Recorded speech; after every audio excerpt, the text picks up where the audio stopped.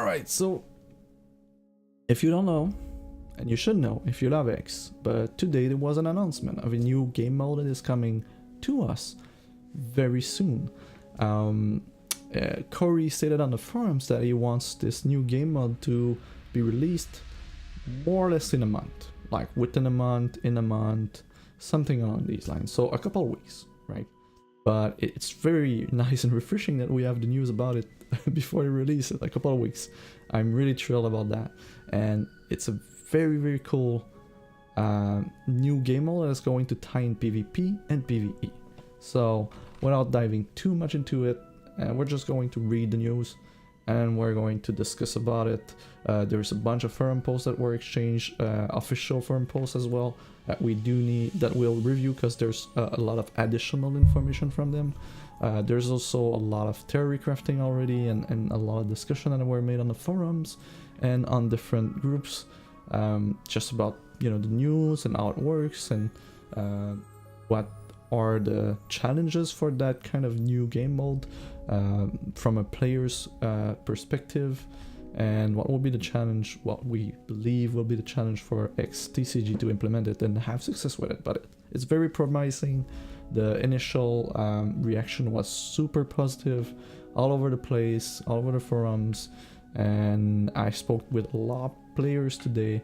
Everyone is thrilled. Like, it's a new game mode, it looks nice, and it seemed to be very cool. So it's all positive, and we were due to have some good news, like things that are going to be coming in the future that are not just other platforms, you know, other clients, because it's one thing to expand the player base with releasing new clients, but if your game doesn't release new game mode, or if it doesn't refreshes itself enough, and releasing new sets is kind of the basis for the TCGs, right?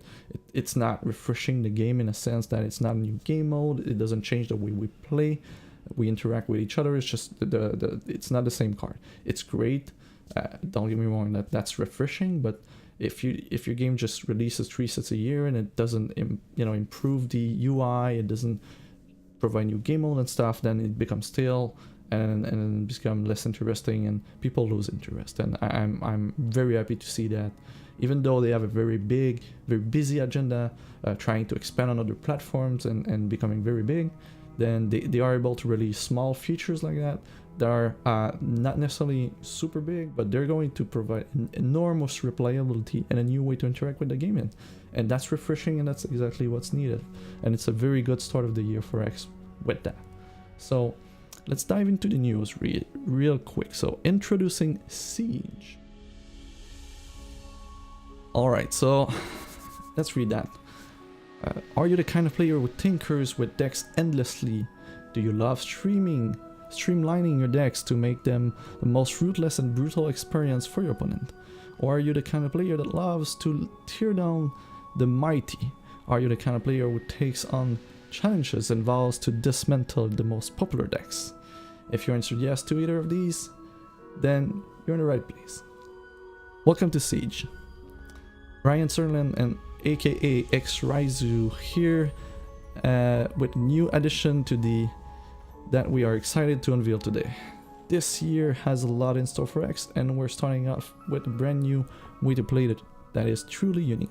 Siege, originally conceptualized as keep defense, allows players to either build a gauntlet of decks to defend or challenge another player's gauntlet with their own decks. To properly break down this format, I'll explain what it means to create a Siege defense. So, very cool start. And oh, that doesn't work, does it?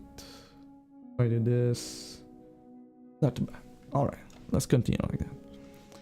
So, yeah, players will create a gauntlet of decks that other players will be attacking. All right, so far it's very simple, and just with that, it's player created content, and this is huge. Like, PvE was already a sandbox. It was a sandbox experience, right? We've got thousands of cards, hundreds of equipment, mercenaries, we've had Frustrating Arena, we've had the campaign, and there was an immense sandbox there that you could use to be creative and create decks, and there were many powerful decks, many fun decks, and that had a ton of replayability, but it required a big collection.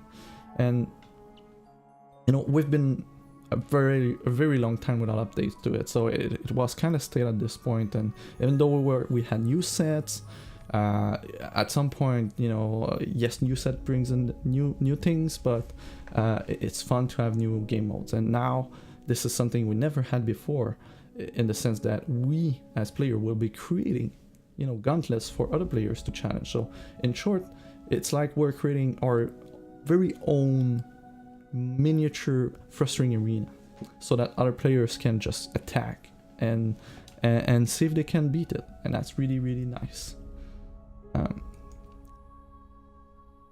Since players can play against their own keeps, it will also appeal to players that don't want to risk any and just want. I don't think it works that way.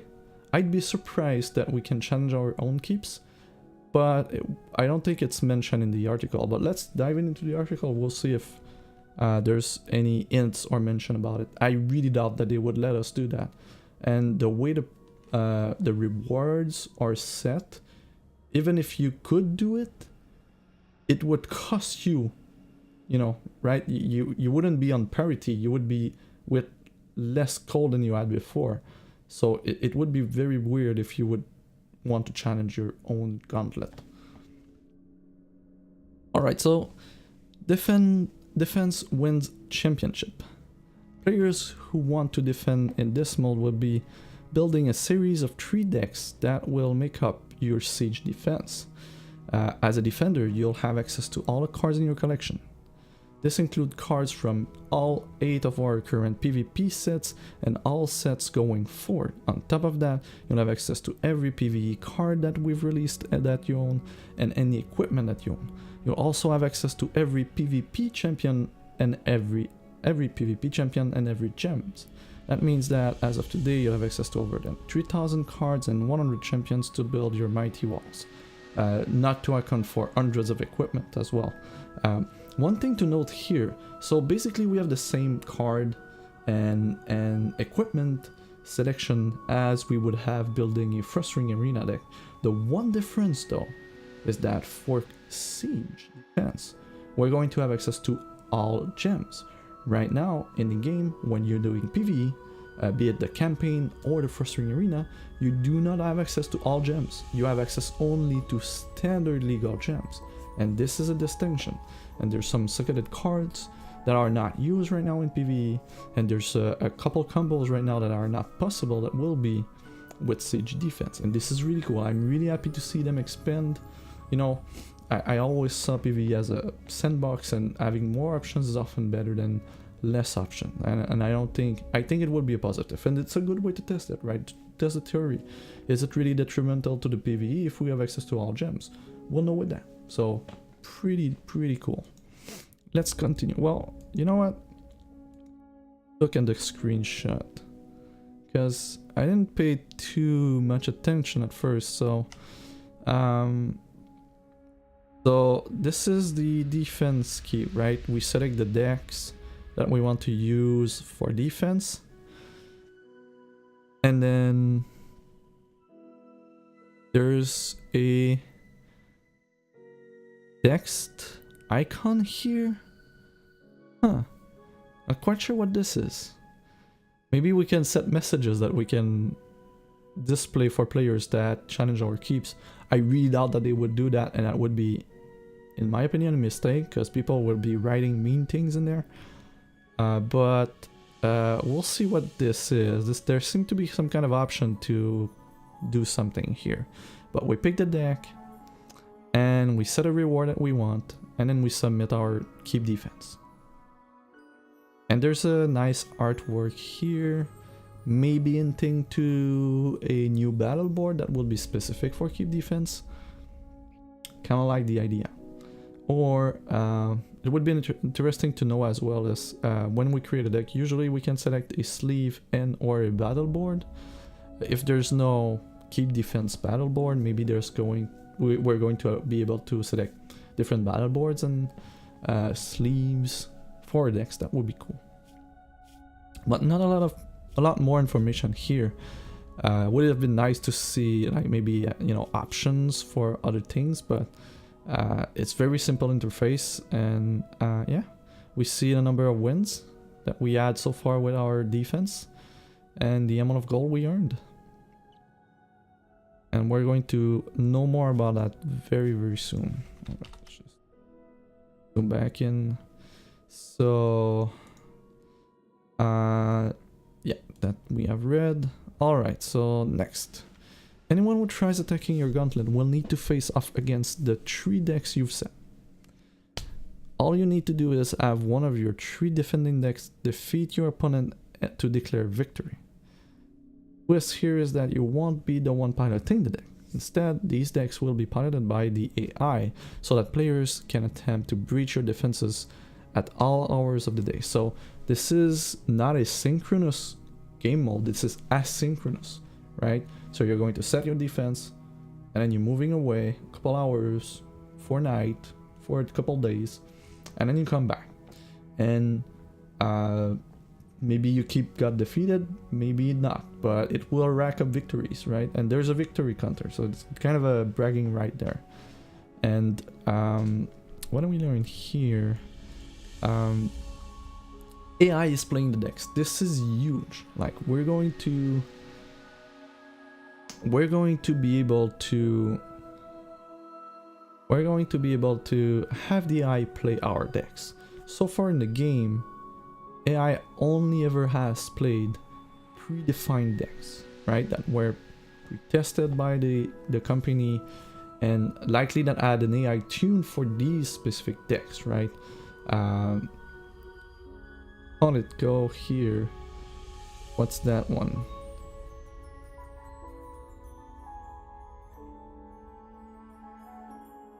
Yeah, you will be able to play against your keep to test it. There's a mention about it in the article, but it's more in the sense where you can, okay, I get what you mean, playing against your keep, like testing if the AI will be playing the deck right. And I think this is something they touch here. So maybe we'll just read the whole thing and then we start going back and reading the paragraph one by one and pick them apart, because I think we're missing a lot of context and we're going to be repeating ourselves. So let's just dive in all the articles. Okay, so alright, the AI is playing our deck. Fine, we got this. Once you feel that you've perfected your lineup, there's only one thing left to do: put your money where your cards are. This is where... No, that's okay, Renter, that I just misunderstood you. I thought you meant to say that you put your keep up there and then you just attack yourself somehow. But yeah, I don't think that happens. But yeah, we're going to be able to test the AI playing our decks before we put our siege defense live, so that we know if the AI will screw up or missequence our deck list, because there's a lot of decks out there that are very specific in the sequencing that they require to be good. And there's a lot of decks that use cards that have selection, for instance. And it's going to be interesting to see how the works with that. Okay, so of course, the main reason to create an unbeatable lineup of siege defense decks is so you can display the number of wins your deck has racked up and cackle with glee. However, for those of you who feel like glory is not enough, there's always gold and platinum. When you build your defense, you'll also be required to put up a horde that you wish to defend. You can put either a gold or platinum, with 1000 gold or 50 platinum as the minimum. 1000 gold is kind of low, right? 50 platinum is kind of high. Like, let's say going rate, I'm just, let's say 50 platinum times 220 gold exchange ratio. That would be 11,000 gold equivalent. So yeah, 50 platinum is not a small amount compared to 1000 gold. There's no maximum to how much you want to put up. This pool of currency will be at risk to anyone who attacks you, but like bait in a trap, it will also entice your prey. Anyone who successfully defend against anyone who you successfully defend against will reward you currency straight into your account and will also increase the size of your treasure hoard. We'll go through the exactly how that works in a bit. So this is interesting as well. Like you're putting a hoard or a bounty, if you will, and then you will both be gaining currency directly into your reserves, and your bounty, your hoard, will also increase at the same time. Well, that's pretty cool. So as you successfully defend your keep, your bounty, your hoard is going to increase, and you're still getting, you know, currency directly into your account. It means that at some point, if you successfully defend XYZ number of times, you will be getting back what the initial price that you put on your keep defense. And at that point, it's just bonus, right? Even if you lose it all, it doesn't matter. You made a profit, right? So there's a way to profit with that. That's the one thing you need to keep in mind. And someone with mathematics skill or just time is going to figure out what is the perfect amount of gold or platinum with the system to, I don't know, to be optimal in the win ratios that it needs to be paid back. But someone already created a spreadsheet for that, and we're going to review it in a few minutes. If you need to make any changes to your defense, you'll be allowed to, so long as no one is currently attacking. If you are being attacked, you'll be able to flag your defense to remove itself from the attack queue as soon as the current attack ends. Furthermore, as long as no one is currently sieging your defenses, you can also use the withdraw feature to pull back all of your prize money and make edits to your decks or keep set up if necessary.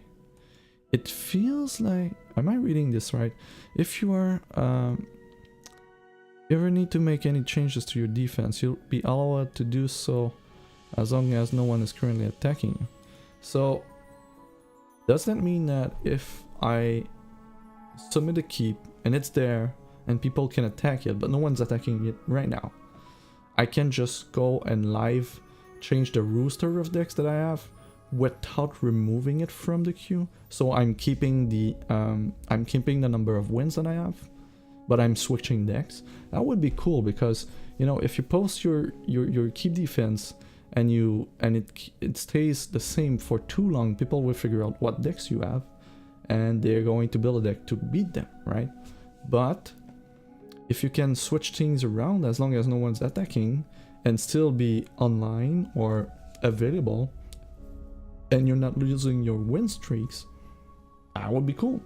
It means that every couple hours you can go in and switch your decks, make sure that people don't know what to expect.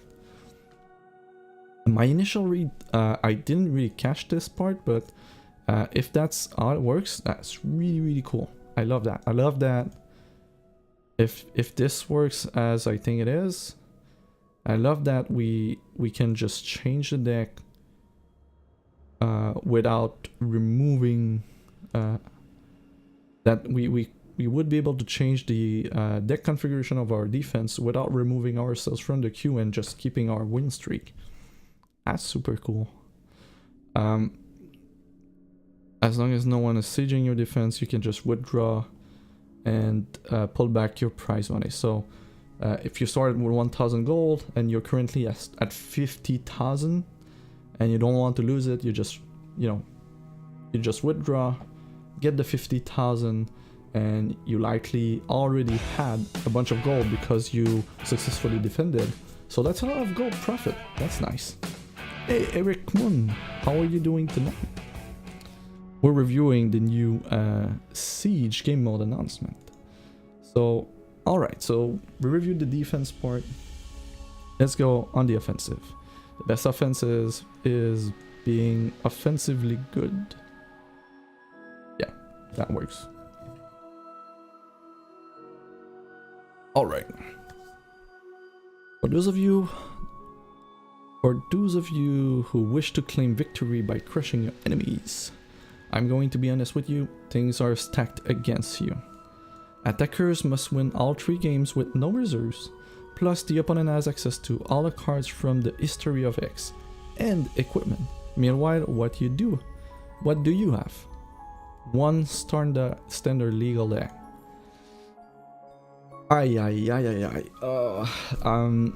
If you're not familiar with PvE and the things you can do in PvE, let me tell you that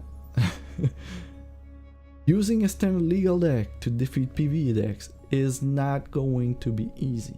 Even if the AI is not good, the power discrepancy between standard legal cards and PvE cards, even more so PvE cards with equipment, or even standard legal cards with equipment, is huge. Like, the difference in power level is immense. It's going to be hard. Like, people with decent defense and you only have access to standard legal cards, it's not going to be easy, but that's where the fun is. And I think it's going to be really cool. But that seems like, yeah, the odds are stacked against you. I get it. That seems to be very true. If anything, I worry that it might be too hard. But it's a new format, it's a test. They're going to make adjustment for sure. I already have a bunch of cards in my mind, like either PvE cards or equipment that likely will not be allowed or will be changed for this kind of format, because there are things that just sound fun that might be highly unfair even for a format like that. And yeah, but you know what, if the problems is some kind of, if the problem is power level and or that the defense is just too strong for standard to begin with, I don't think that's going to be a problem, because the problem will come from PvE items, right? PvE cards and equipments, and these are not PvP items. They can change it and will change it anytime that they see fit. They've already done in the past to improve the player experience. There's one that was highly contested by everyone, but mainly because it was done too late. But for the most part, they can and they will change things. So this is not like PvP where it takes a very long time to ban a card or anything. Like, if something becomes a problem and it's related to PvE, they can change it really quickly, and they've done so in the past. So I trust that even though this is a somewhat risky endeavor from them, pitching PvP standard legal decks against PvE decks, even piloted by the AI, I think this is a good thing. Like, I've preferred to be able to use PvE decks against PvE decks, and we'll see that there's mention about that from Curry on the forums, so we'll have a bit more information on that very quickly. But standard legal, there's a nice ring to it. It also has a lot of implications, and they are good implications. So I think this is going to be a win. However, you aren't completely defenseless. You also have the ability to adapt on the fly, identify what your opponent is working with, and make the right plays to outsmart their defenses and win your opponent's treasure hoard. So we don't have reserves, but we have the ability to adapt on the fly. I'm not quite sure what this means. Does this mean that when we're attacking we can change decks? Well, when we're defeated we're out, right? So we just need one. We're defeated once and we're out. So maybe you win the first fight and then you see what the next champion is, and it's say a bury champion, so you figure out that it's a bury deck, so you want to switch. You are a smart human.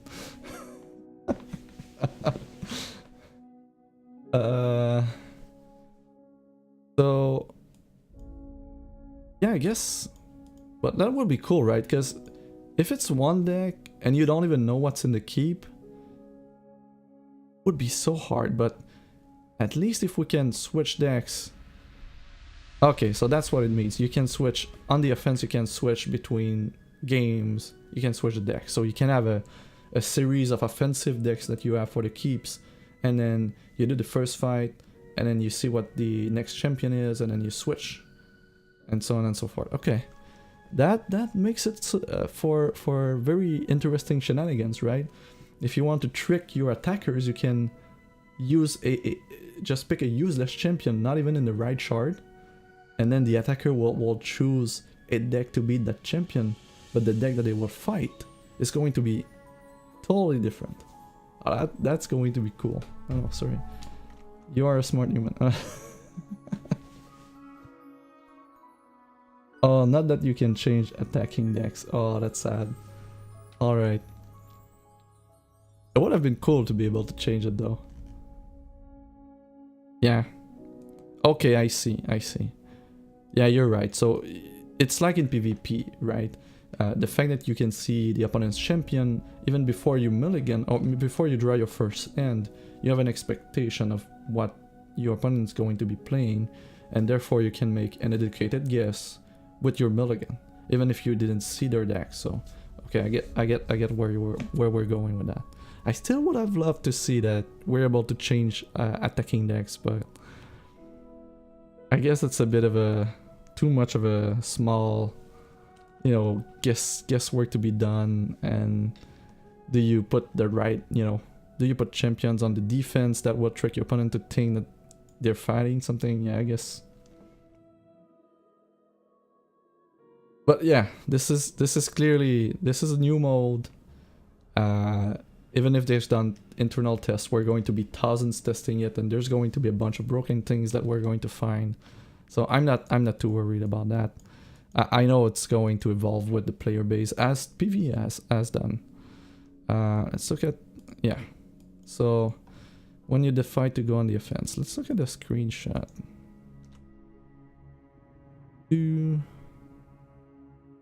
So what do we have here? We still have the nice dedicated background, which is pretty cool. We've got a bunch of keeps.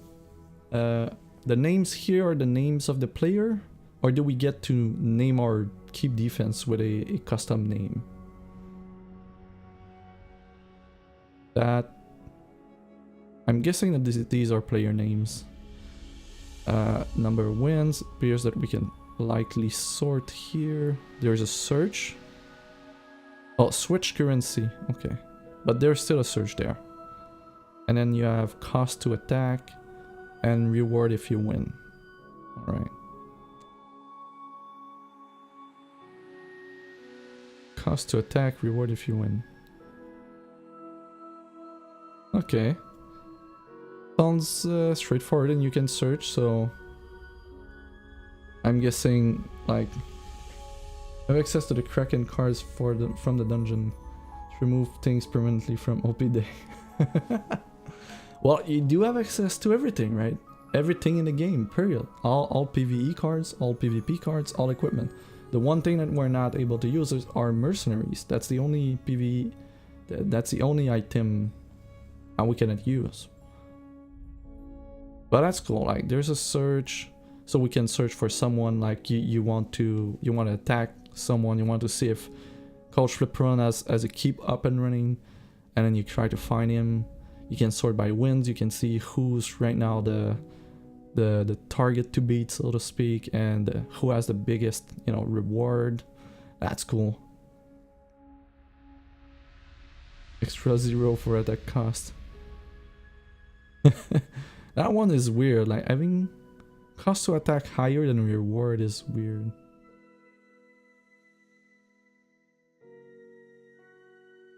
Yeah.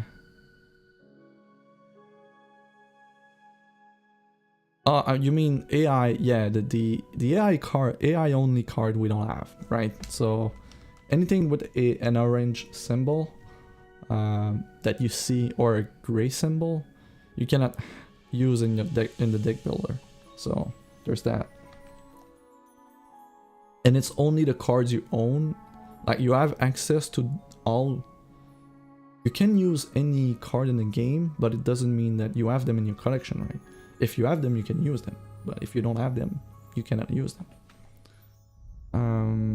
Alright, so next, when you choose to attack, you'll be presented with the ability to search player defenses by their name, find specific opponent, including ones you found in the past.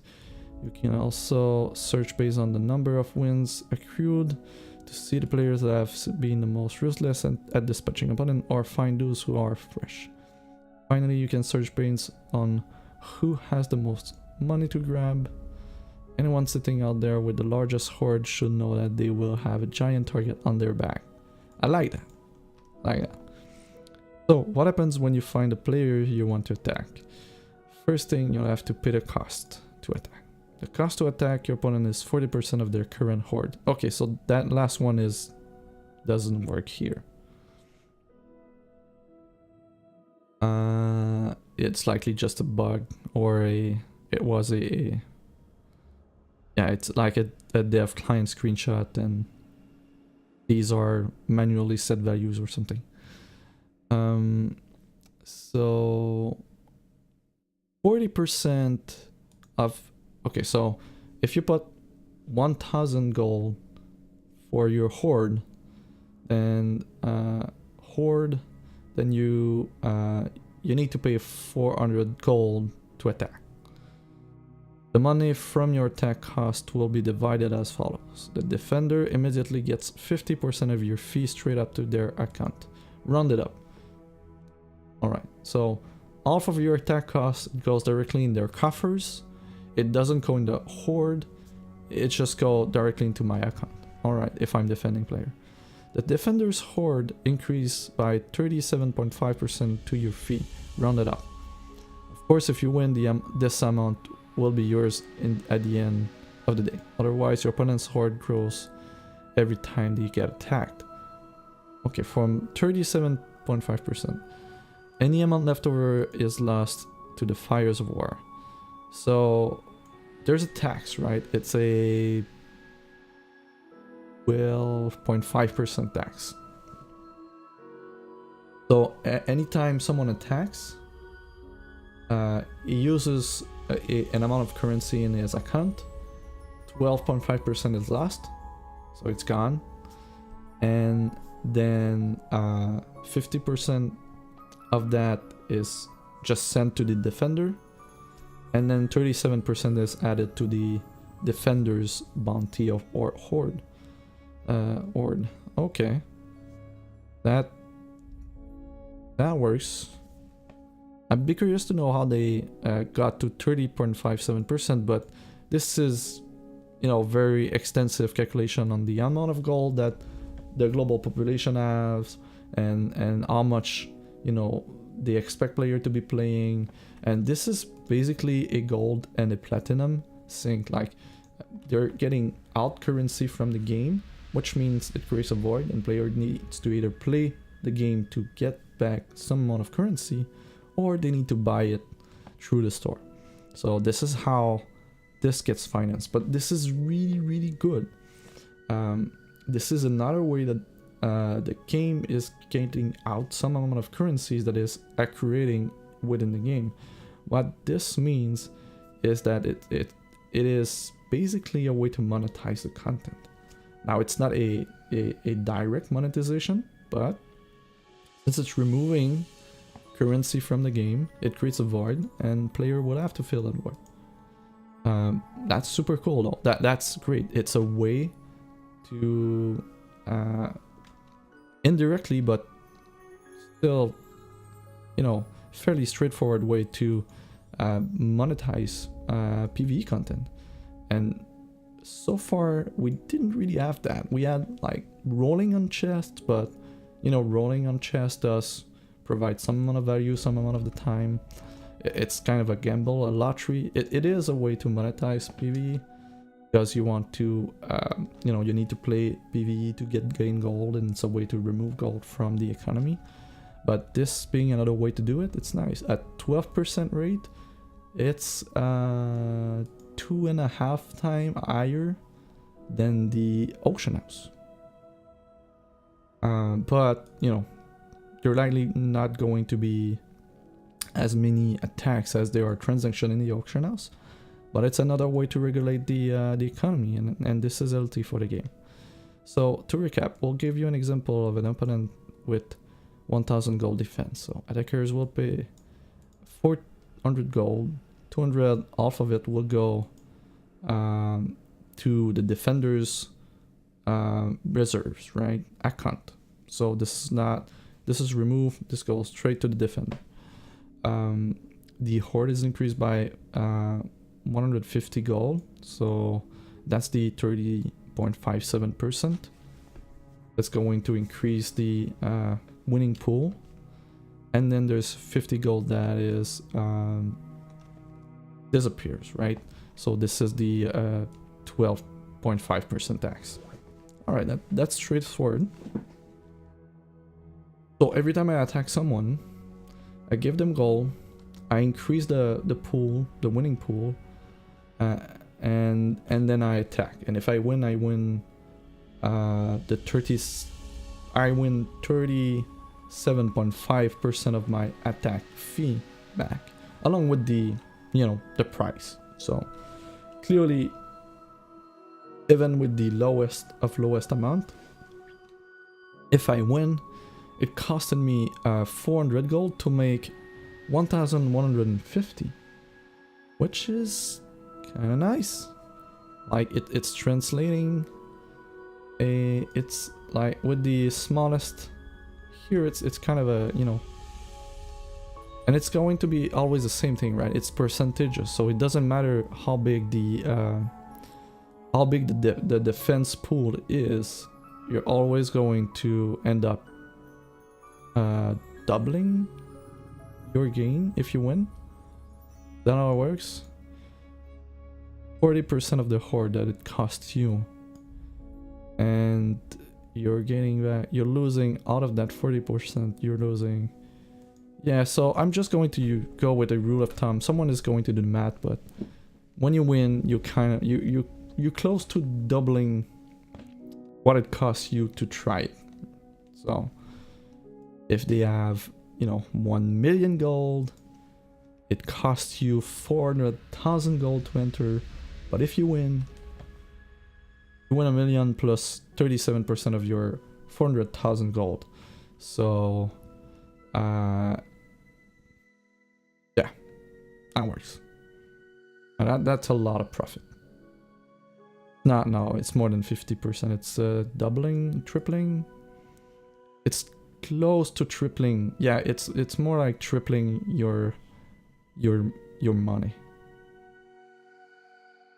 So when you attack, yeah. When you attack and you successfully defeat your opponent, you're going to triple your attack fee. Something along these lines. Once you've paid your tax and queued against a siege defense, two things will happen. First, it will be removed from the list of available defense to attack. Second, you'll be pulled in to attack your opponent. When you're pulled in, you'll see a short countdown until the first game begins. Then you will be greeted with the first of the 3 champions you'll have to face. The remaining 2 will be locked until you can get to that stage of the siege. So when you're greeted with the first 3 champions you have to face, the remaining 2 will be locked. So you see what the 3 champions are as soon as you enter that screen. And the other ones are locked. Like to fight them, you need to defeat the first one, but you do see what they are. So even if you attack and you lose on the first fight, if you want to attack again, then you have information about what the other 2 are, so maybe you can tweak something up. Alright. Because your opponent is removed from the queue while you are challenging them, we want to ensure that they can still get challengers in a timely manner. Therefore, unlike other PvE encounters, you will be timed in your assault. This is true. In PvE, you don't have any timer. But in this mode, even if it's PvE, you're going to get one, and that makes sense. Each game you will be given a maximum of 20 minutes to win. So could take up to more or less 1 hour to defeat a keep. In a short intermission between each game where you'll see the next deck unlock and preview which champion will be going up against next. Okay. Wait. Each game where you'll see the next deck unlock and preview which champion you'll be. Oh! Well, that's a bit confusing. So do we get to see all 3 champions when we join? When we start the attack? Or do we just see the first one? And we don't see the other ones as long as we don't defeat the first one?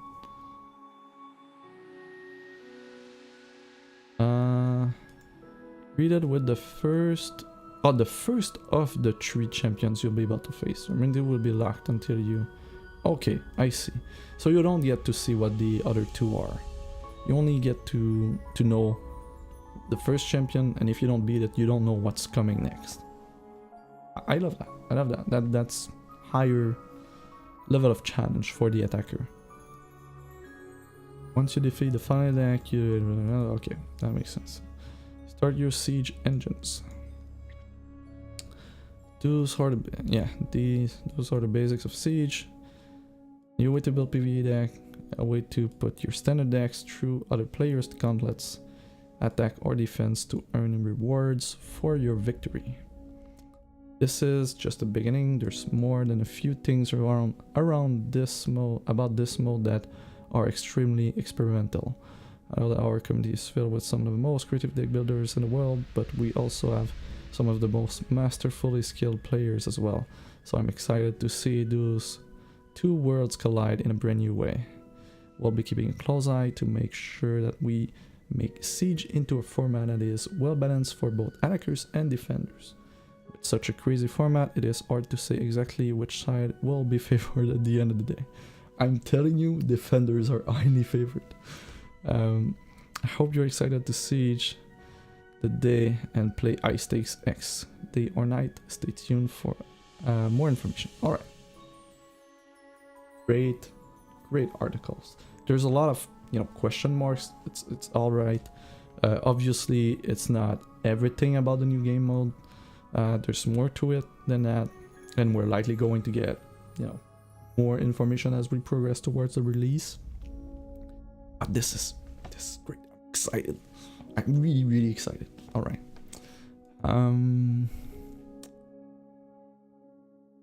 So just doing like napkin math. Someone's going to map this, but just from the top of my head, it feels like, if you win on the first time you attack, let's say you triple what it costs to attack when you win on the first try. Does this means that if you win on the 3rd try, even if you lose the first 2 try, you kind of made up what it costed you to attack? Does that work? It doesn't work. It doesn't work because of the 12% and the 50%. So if you triple, if you win on the second try, you should still be above. But if you win on the 3rd try, you will be slightly below. So that does mean you don't want to try 3 times. More or less. I don't know. We know how long until we might see this mode. So that was the official release, unveiling of the new game mode. And if we go with the orange tracker, there were a lot of posts from Curry and from Dino and other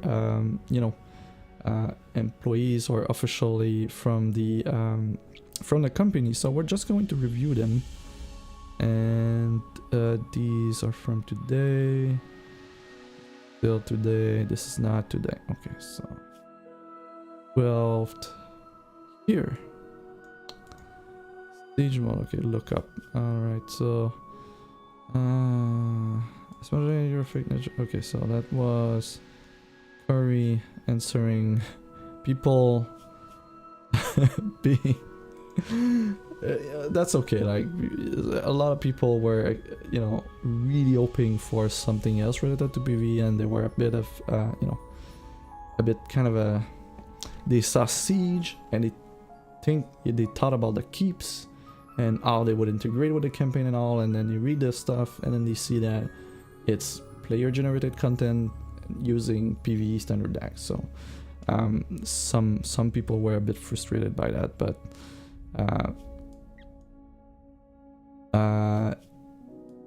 that said, the important part of this Curry quote is that the goal is to have full PvE for both attackers and defender, with the note, all caps, there would be a large ban restricted list for Siege mode for PvE cards on the attack side, which makes total sense. And this is the first step. We will make it awesome with your help. So clearly, first iteration, this is something brand new, never tested before, and we're going to provide feedback and we're going to be evolving with them. So, you know, if you see something that really frustrates you right now, or something that you know makes you that you're really afraid of, we're going to work through it. And the worst possible scenario is that the first iteration will have issues, and they'll be working toward that. Fairly narrow, somewhat trivial concern, but what does the AI do if you have spectral acorns in your deck? Good question. AI will pop them immediately, then they will be squirrels in the deck. Best save acorns as a nasty surprise in the third deck. So yeah, confirmation, the AI will pop the acorns every single time. So yeah, be careful. If you have access to a lot of acorns, that's fine, but you likely don't want to put them on the first deck, because the first deck will always be played on every attempt, and after the first one, if the AI pops the acorns, they're gone. They're squirrels now, and the squirrels are not that great. So you likely just don't want to add acorns in your decks, really. Maybe, you know, maybe if you're really confident in your first two decks are really hard, and maybe you add them on the third deck, but with knowing that, I'm not quite sure that you do want acorns in your deck. I really don't know to keep. How much engineering went into? Okay, so that's another comment about the acorn. Well, Clash and Kismet booster, that's not related to that. 100 you're currently on. Non-related. Roll up of the weed, Siege mode. That's related to Kismet draft. This one, right? This still related to Kismet draft.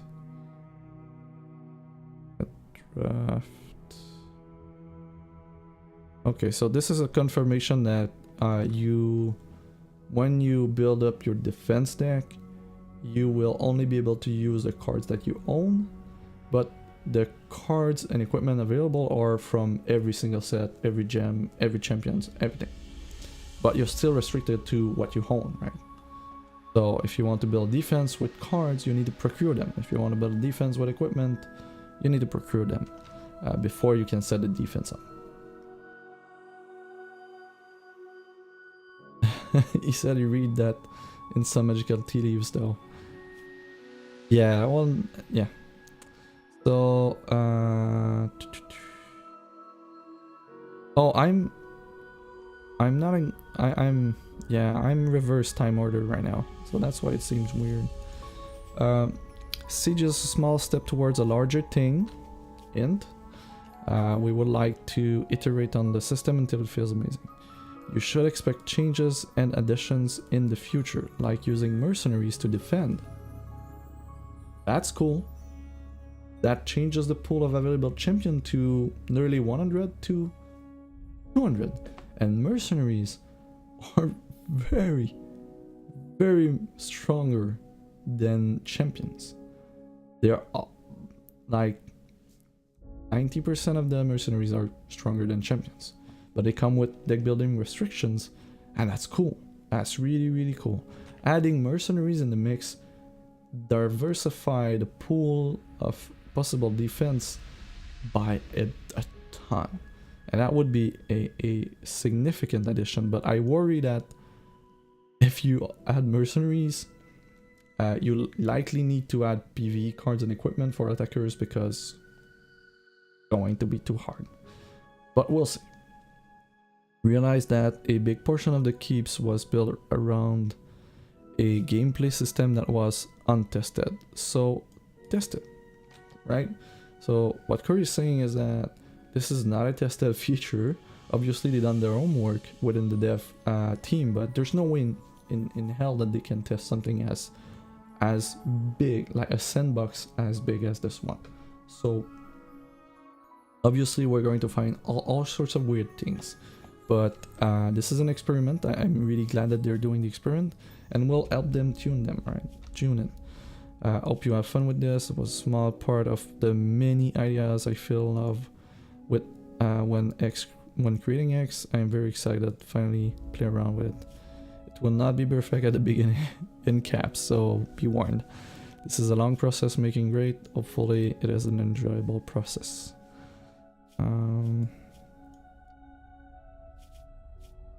So this is about the keeps. Mid pack. And this is about these comments, negative comments. Gonna make keep defend. Okay, so one thing very important is that PS4 players will be able to play in the new game mode, so they will be able to attack. Since the attacker only needs a standard legal deck, they're not going to be able to defend though. So but they'll still be able to attack, and that's really, really cool. It is really important for the future of X and the future of PvE in X that the other platforms be included in it, for the simple reason that if the company is spending money and resources and time into developing something for their player, and it doesn't even reach a significant portion of their player base, it is not really the best way to do things. As a company, they need to make profit, right? And they need to be profitable to just grow and progress and release new content. And if they're spending resources on content and only a small portion of the player base will be interacting with, it's not a good thing. So I'm really, really glad to see that first this bridge PvP players with PvE players. Also, we get to, you know, lump in the PS4 players and upcoming console player into the mix. So it's not only for PC game mode, but it's something that if you're playing on PC, you're going to have you know, more options, and that's great, because maybe there's going to be players on the console that will say, well, you know, I'd like to create a keep and play with that, and maybe they'll start knocking on the PC. And I think that's a good thing. That's a good thing. It might bring more people on the PC. It might bring more people into the PvE side of things on the PC. And the more revenue they have from PvE related, you know, game modes, the more they are likely to invest in PvE and push that part of the game further.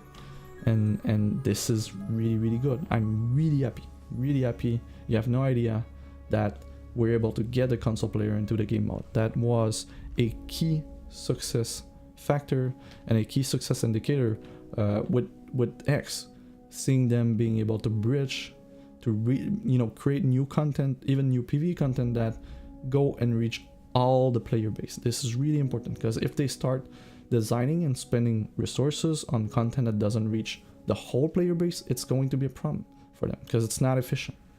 And they're a small company, they're not a big company with a big name and already a universe that everyone knows, right? So therefore they need to be efficient if they want to be successful and continue to be successful for a long time. And if they spend a lot of resources developing things that do not reach a portion of the player base, it's not going to be a way to win. It's not going to be a winning proposition. This is really important. It's a small thing regarding the Siege game mode, but it is a significant sign that they understand, you know, where they're going with this. They need to make sure that we get a console players in, even if they don't directly play PvE. Now they're going to be able to play against the AI with player created decks that uses PvP item and PvE item, and this is really, really good. Really good.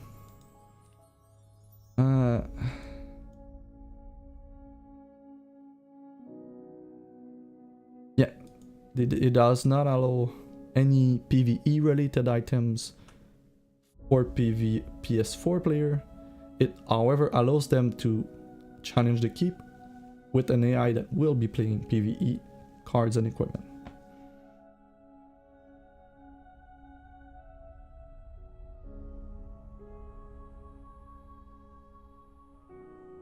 One thing to note is that if they want, they could let the PS4 player create keeps to defend.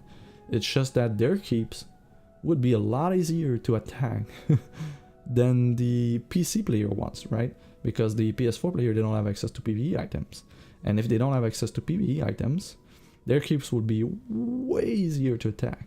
And I don't think it would be a good thing, because when you even if you're on PC, when you're attacking, you would only want to target PS4 players because it's just easier and you're going to make more money out of it.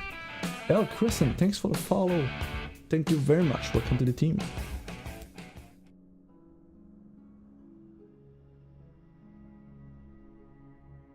They're never said they're doing for balancing reason. I know, I'm just saying. Even like, I don't think it would be a good idea to enable the PS4 player to create their keeps with only standard legal cards if the PC player can attack them, right? If they could create their own keeps and only the PS4 player could attack, that's okay, but then it creates two separate groups, right? You have the PS4 player playing against PS4 player, and then you have PC player playing against PC player. I don't think it's a good way to do it. Hey, Jaksha. And you have to consider till they get destroyed by them. Yeah, that's an interesting thing that Nicole's bringing, right? I'm hoping that there will be a big red sign with big red lights, flashes, you know, fireworks. Something that they cannot avoid, like that they have to understand that if you go in and you start challenging people's keep, you will be at a disadvantage. You will be in an unfair situation. It's going to be hard, and it's going to be content that you never have seen before and you don't have access to, and it needs to be 300% clear, because it's going to generate, even for PC players, someone just attack a keep and they're going to be using a standard deck and they're going to fight a non-fairly strong deck, and they'll need to make sure that communication is very, very good for PS4 players. It's not I don't think them seeing the PvE cards and equipment is unfair. I really don't think so. We are playing PvE, and the AI has a ton of cards that they're playing against us that we'll never be able to procure. And some of them are super cool that I really, really would want to have. But it's AI only, so it's okay. So having a PS4 player attacking, you know, keeps that use PvE cards that they cannot have, I don't see that as a problem at all. At least it's not a problem for me right now against the AI, and I don't believe it would be a problem. It would just make me, you know, want to play the PC game version instead of the PS4 version. You're joining getting easy decks, face off with Bride. This will be fun, but really random. Yeah, really random and very imbalanced, but I think there's going to be a self-balancing act that's going to happen, because you know, the keeps that are going to stay undefeated for a long time, at some point there's going to be a meta that is going to be created, and quote-unquote best decks for that meta are going to be known. There's going to be a couple of them, but at some point there's going to be known archetypes, and most of the players, they're going to be using known archetypes for defense as well, and most attackers will be using known good attack decks, and I think it's going to end up being a rock, paper, scissors, lizard, Spock kind of thing, right? There's going to be a bunch of archetypes that are known on defense. There are going to be a bunch of attack decks that are going to be good and known on the offense, and it's going to be a gamble saying, okay, so right now most people attacking are using that kind of deck, so I'm going to put these kinds of defensive decks. Extracted without a timer. There needs to be a feedback before launch. Yeah, and even the way the article reads, it tends to say that while your keep is up, you can go in, as long as no one is currently, you know, attacking you, you can switch decks around. So maybe you have 8 wins, and then you switch things around, and you're not even, you know, withdrawing from the queue. And I agree, like the best way to use the defense is that you leave it up, and then at some point, you know, you got your investment back, and then your hoard is really big, so you just withdraw and restart, and you have a pool, right? So let's say your first keep, you front 1,000 gold, and at the end of the day, you got your 1,000 gold back, and then you won, I don't know, 20,000 gold. Then you just put the next keep at 1,000 again, and you have a pool. So you could be losing on the first try a couple times, it doesn't matter. You won a big amount of gold, and then you can just go from there and profit, right? And that's great. That's cool.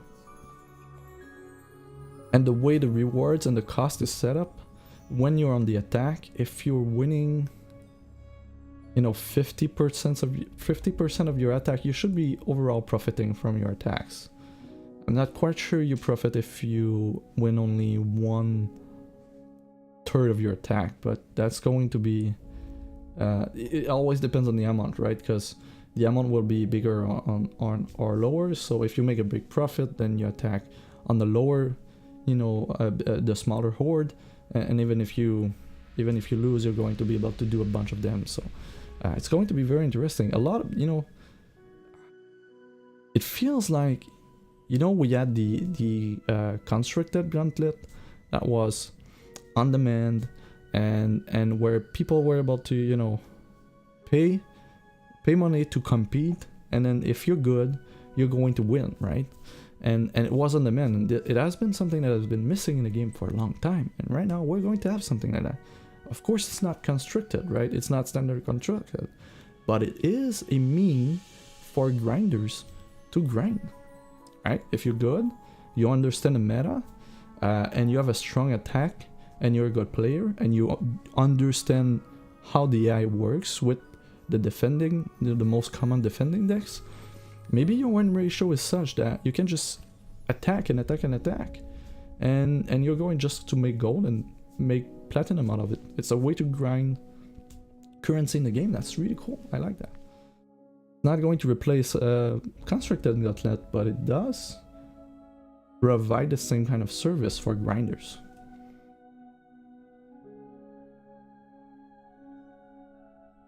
Majority will enter lowest gold keeps to test it. Yeah, for sure. Like, unless even, you know, even a player with an extensive knowledge of the game and the defense, you know, AI and such, I don't think, unless you really know what you're doing and you have a lot of experience with the game mode and the meta is not new, I don't think you want to attack the big horde first. You need to learn the things and how it works. And even then, I would say that I would only attack big horde of players that I know. Like, going to be a fun gambling game for sure. What is Siege mode? A new game mode that's going to be released in about a month if Curry has things the way he wants.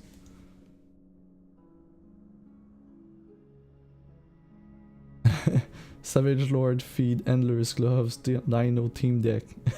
There's going to be a lot of cool decks in there because, you know, putting 1000 gold for defense is really not that high. It's really low, like it's about 5-10 minutes of PvE, and it's just fun, right? If you want to have fun, and sometimes you'll be lucky and your 3 decks will defeat your opponents and you're going to get 20k gold from that. So it's a passive way to get more gold, and I believe that on defense, on the average, you should be winning more gold than you lose. So it's going to be, it might be a good incentive. Like if on average you win more gold than you lose on defense, even with, you know, not optimal decks, it could be like something. It's just a best way to play X is always to have a keep up and running, even if it's 1000, you know, gold keep. You don't care, right? You just put it there, and then you change decks often. Maybe you have a rotation of 5 or 6 decks, and then just let it there. And if it gets defeated, not a problem. It's 1000 gold, and if it wins a couple times, then it just gets you gold. So who knows?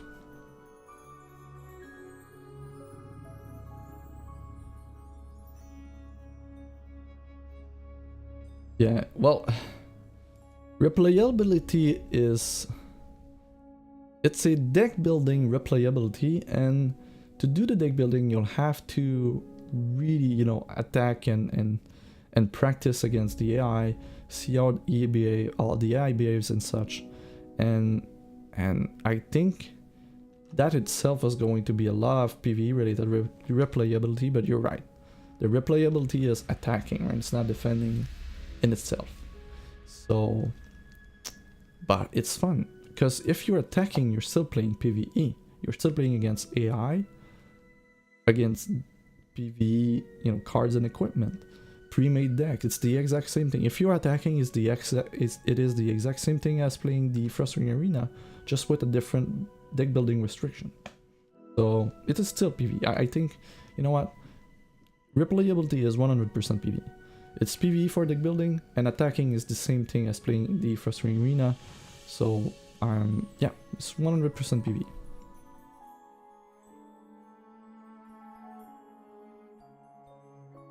Lottery jackpot, the ticket cost stays the same, but jackpot gets bigger. I don't like fixed entry fees as much. The reason I don't like fixed entry fees is that if you have a big pool because you defended well, at some point it's going to be, you know, it's going to be worthwhile to do a bunch of tries and just learn the decks that are defending and then kill them, and you're still going to be able to make a profit because the progression is linear, right? So I think it's better to have a percentage like that, in the sense that, you know, the bigger the reward, the bigger the risk. So every time your defense wins, it becomes higher risk, higher reward, and at some point it's going to be, you know, get bigger and bigger, and it's going to be an incentive for player not to attack you.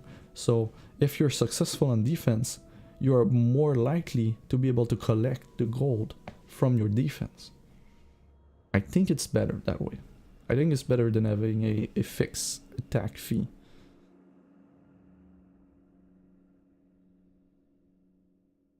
Entry fee is low enough. Yeah, 1000 gold is perfect. It's perfect as the entry fee, as the basic. Like, it's nothing. It takes like 3 minutes, 5 minutes to gather that gold from the Frustrating Arena. It's not a big deal at all. And even if your keep would get beaten up like 3 or 4 times in a row, getting 5000 gold, it's, even if you're not on a good gold farming setup, it's not going to be that hard. What it might do is make gold more valuable. Does that work? If it works, right? Because if all of a sudden, a good portion of the PvP player base start being interested in this mode because they can earn currency with it. Well, they need the gold in the first place to attack, right? So they will want gold. And if they don't have gold and they're not playing PvE to get the gold, they're going to have to buy it. So I think if it becomes popular, it might be increasing the value of gold in the long run. And if it does, it's going to be very good for new players. The money is on the line. X will take debugging PvE cards and equipment as a higher priority. Absolutely, that's a good comment, and I hope so. I really hope so. I understand that up to now PvE was not competitive, right? And it wasn't, I will quote unquote say supported, because it wasn't, the strategy for development in the first place and all. So and I think yes I think it will. This brings PvE on the forefront, with all players, and it's a cool game mode, and it's a way to grind currency. So yes, I do believe that it means that they will pay a lot more attention about PvE items in general. And I do think that it means that when it releases, we'll see a bunch of cards and equipment change in PvE from the start. Like, I would be very surprised that Spirit of Retribution add equipment, it's feed equipment stays the same. I would be willing to bet a lot that on Siege mode release, the equipment for Spirit of Retribution is going to have a diamond threshold to be able to be activated. I'm like, this is the easiest one, and we all know it's coming at some point, and I don't think it's going to be, I really don't expect this to be staying like it is when they release the keep, because it's just going to be an all decks. That's it. Like, it's a free troop that has life drain, that comes bigger if you take a hit, and it has flight, and it also a surprise blocker that's going to act as a removal most of the time, even if the AI doesn't play it properly.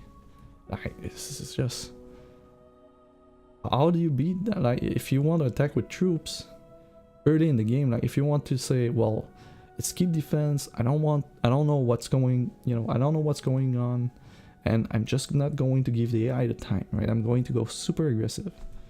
Well, guess what? If the 3 decks plays a full set of Spirit of Retribution with the feed equipment, good luck to your aggressive deck winning. On turn 1, you're going to attack with a 1/1 speed, and then the AI is just going to pop a 2/4 flight live dream troop. How do you get back from that, right?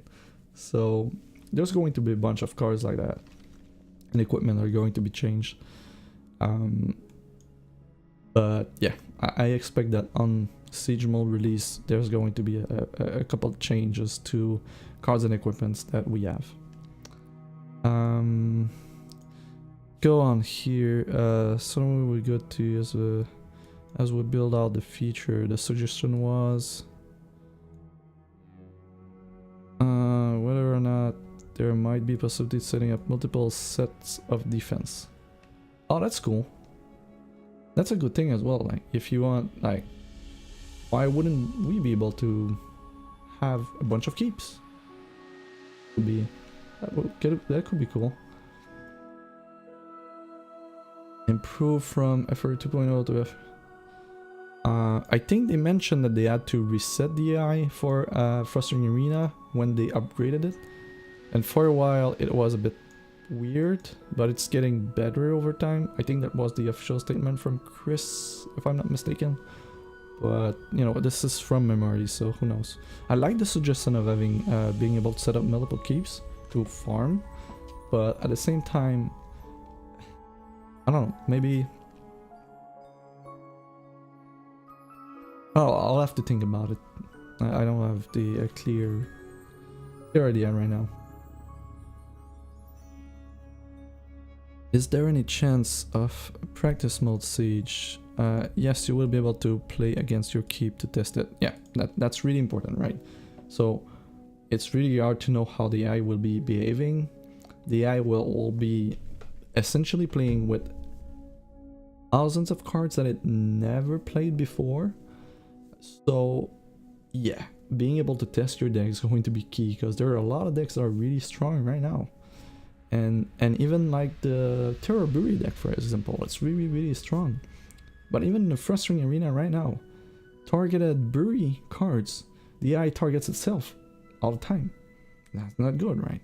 So even if you take the existing archetypes that we have right now for Frustrating Arena or the campaign,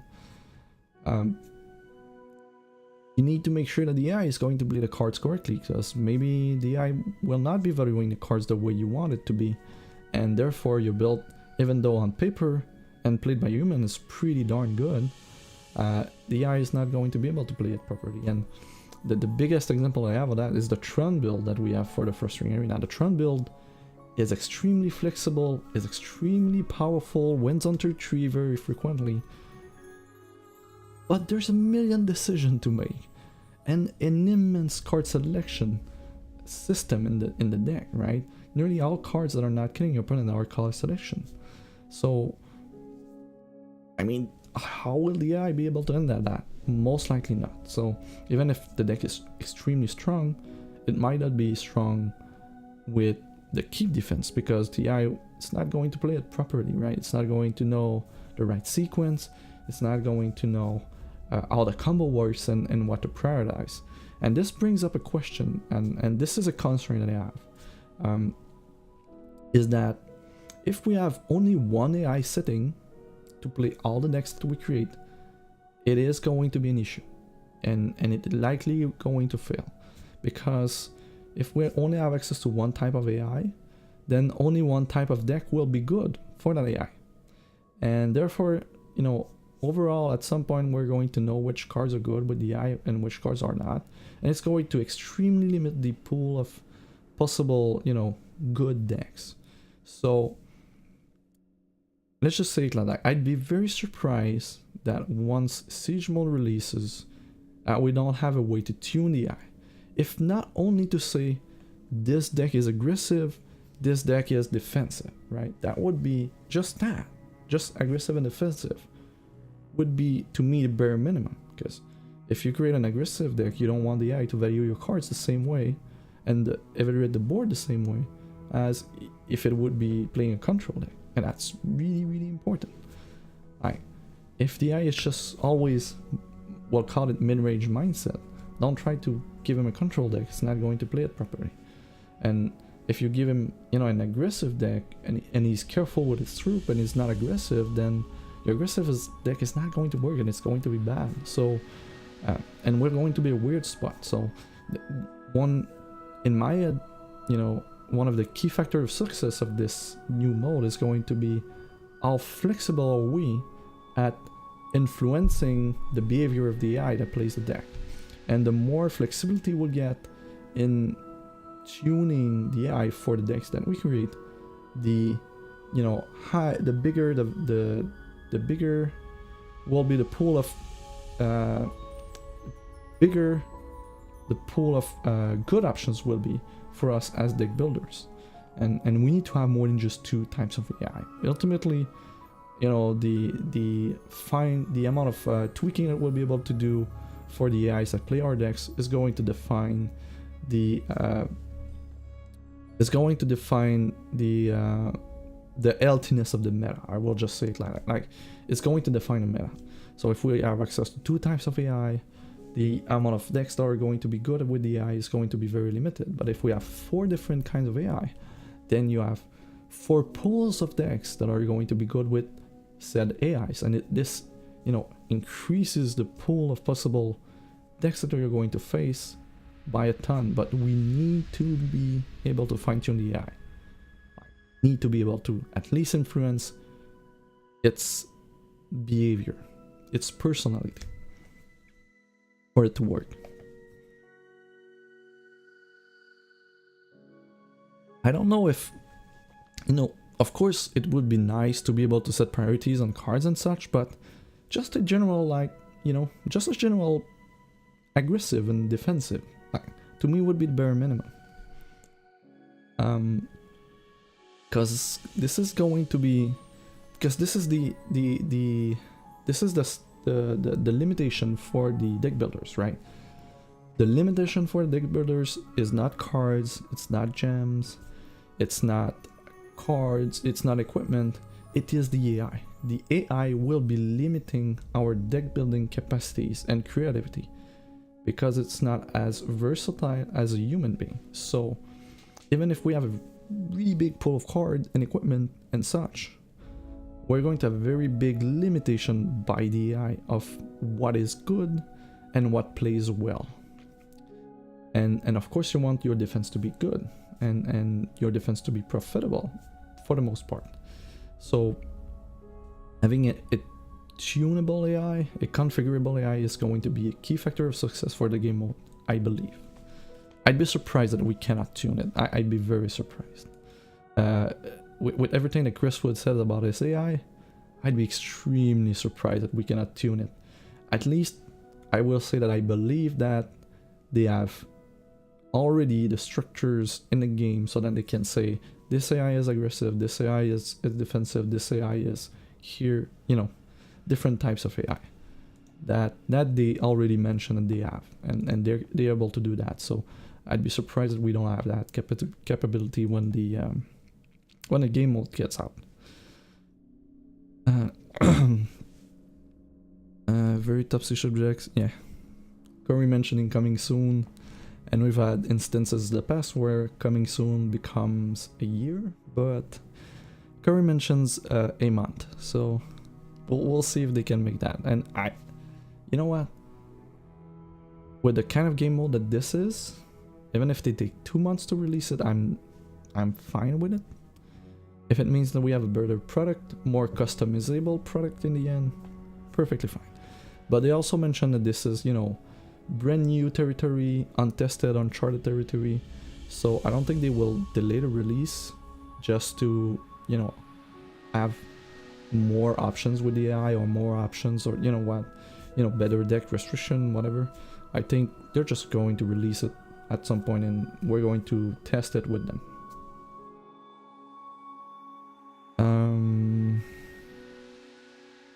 Only the stuff you have. Is Siege going to have a really gnarly blood pumping musical sting when you fire it up in the client? That would be cool, right? Well, I guess I would love Siege mode to have its own battle board with its own soundtrack. That would make it more unique, more of a dedicated game mode, because right now we have got PvP where we can switch the battle boards and all, but when we're playing PvE we have set battle boards and music. So I would think that playing Siege mode will have its own battle board and music. So that means that when we create the decks,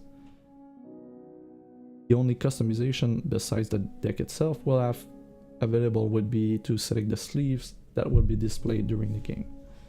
I don't think we'll be able to select the battle board, and you know what, I hope so. I'd like to see that we have a dedicated battle board for it. That would be nice. It would make it more unique, at least to me.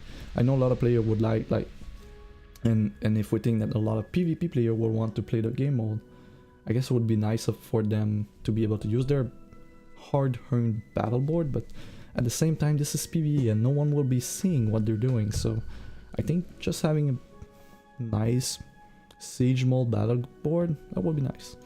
And you know what would be even better is that if there would be 3 battle board for Siege mode, one for the first fight, another one for the second fight, and then one for the third fight.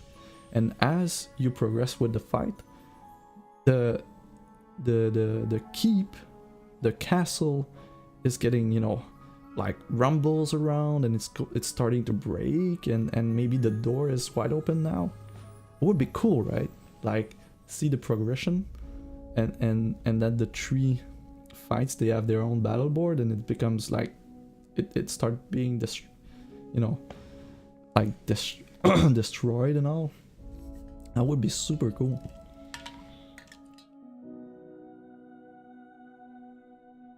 Hey, nice to see you, Trexham. Welcome back.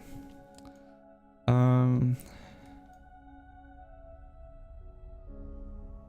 no, this is PS4.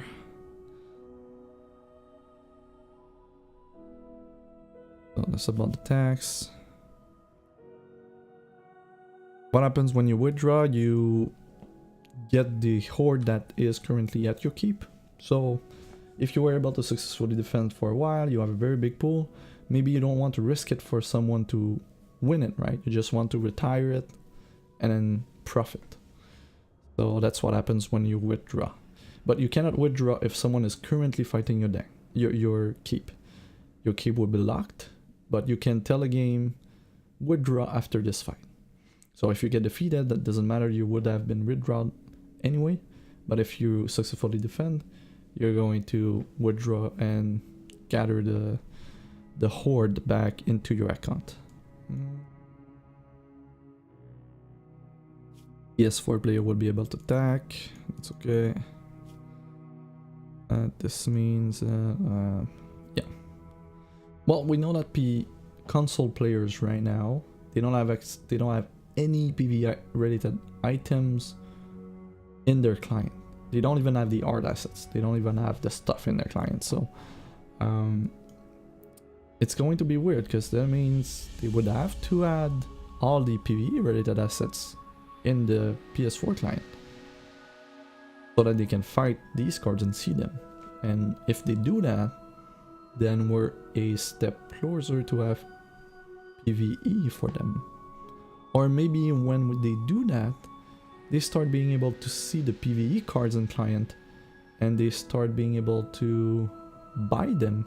And if they're able to buy them, maybe they're able to, even if they're not able to play PvE, maybe they're able to build a PvE deck, test it, attacking their own keep, and then setting up defenses. There's a cause and effect chain in there. So maybe this is the first step towards having PS4 player being able to play with PvE items, although they don't have access to the campaign or the Fostering Arena to procure said items. Going to be interesting. Withdraw to get the road back. It's down, you can't have people attacking it. Turn, you can suspect there will be eventually balanced. Okay, attacking fee.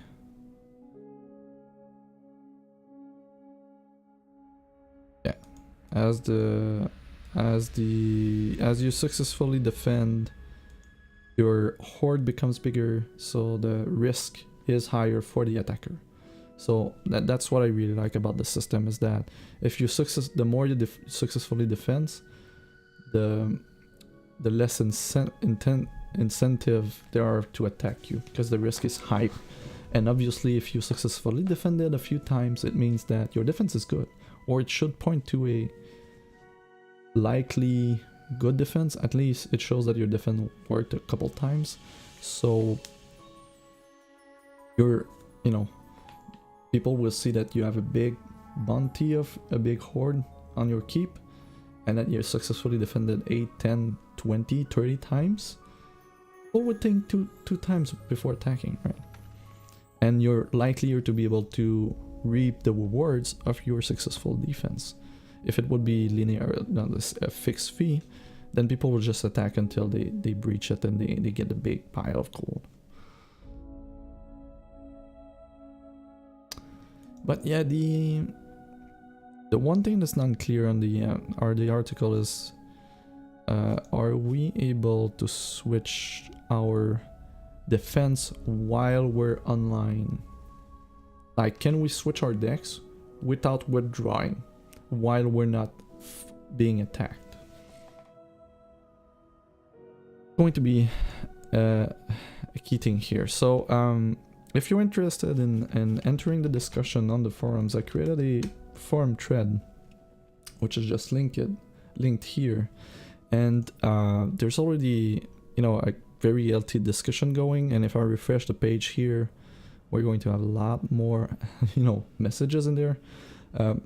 One of the things I wanted to show tonight is that Osuri mapped the rewards that you get for each successful defense, and the amount it costs to attack and everything. So I wanted to give this a quick look because this is very, very interesting.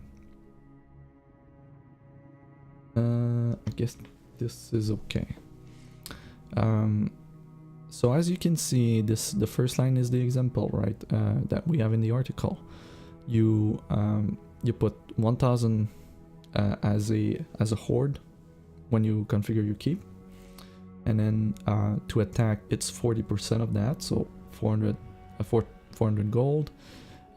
Cut to owner is 200, so when the attacker pays to attack, it is 400 gold. 200 goes directly to your coffers.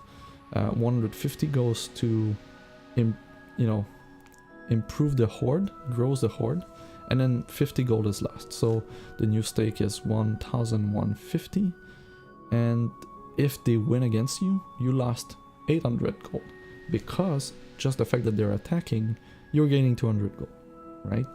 So even if you lose on the first try and you set 1000 as the lowest stake, you're still only paying 800 gold. And then you see the progression there. Like if you started with 1000 and you won your first defense, your stake is now 1150, so it costs 460 to attack, and then the new stake is going to be this.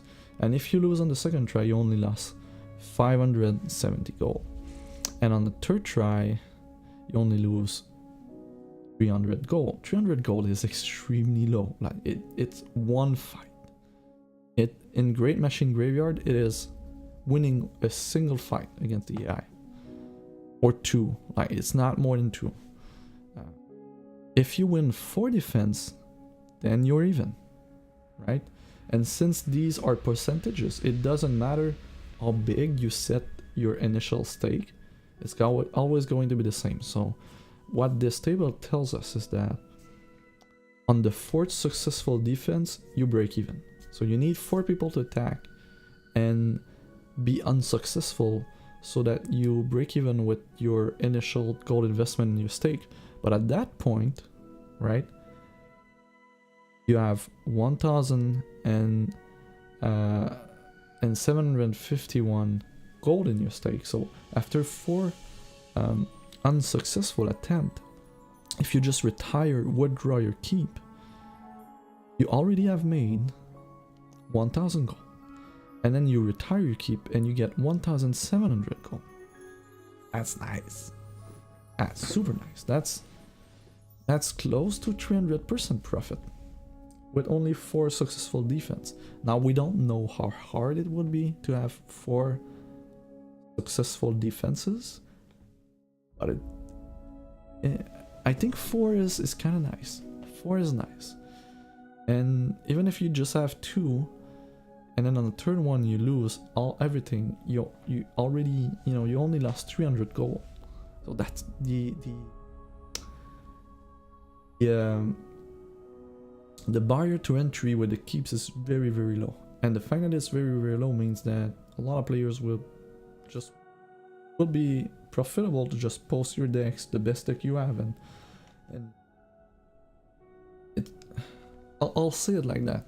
Looking at the numbers right now, what it feels is that it even with bad defensive decks, like non-optimal ones, maybe budget defensive decks, it feels like putting your gold in a keep is going to be a better investment of your gold than just using your gold to roll uncommon chest and maybe have a chance to win more gold, or maybe an alternate card.